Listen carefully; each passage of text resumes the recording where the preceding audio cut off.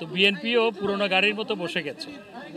বসে যাওয়াতে তারা ওই স্টার্টে রাখার জন্য মাঝে মধ্যে স্টার্ট দেয় দলটাকে, এবং সেই জন্য গতানুগতিক কিছু কর্মসূচি পালন করে।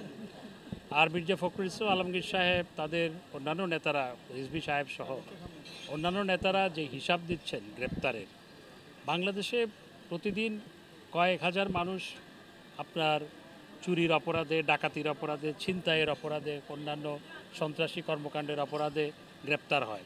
তো মির্জা ফখরুল ইসলাম আলমগীর সাহেবরা যে হিসাব দিচ্ছেন, আমার কাছে মনে হচ্ছে চুরি, ডাকাতি, রাহাজানি এবং সন্ত্রাসী কর্মকাণ্ডের সাথে যারা যুক্ত, যারা প্রতিদিন গ্রেপ্তার হচ্ছে, পুলিশের খাতায় যারা অপরাধী, তাদেরকে সবাইকে বিএনপির কর্মী বলে দাবি করছেন।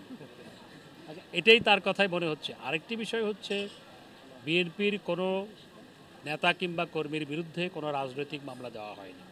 তাদের বিরুদ্ধে যে মামলাগুলো হয়েছে সেগুলো গাড়ি পোড়ানোর মামলা, সন্ত্রাসী মামলা, পুলিশের উপর হামলার মামলা, মানুষের উপর হামলার মামলা, এই সমস্ত মামলায় তারা গ্রেপ্তার হয়েছে। তাদের বিরুদ্ধে আদালতে মামলা বিচারাধীন আছে।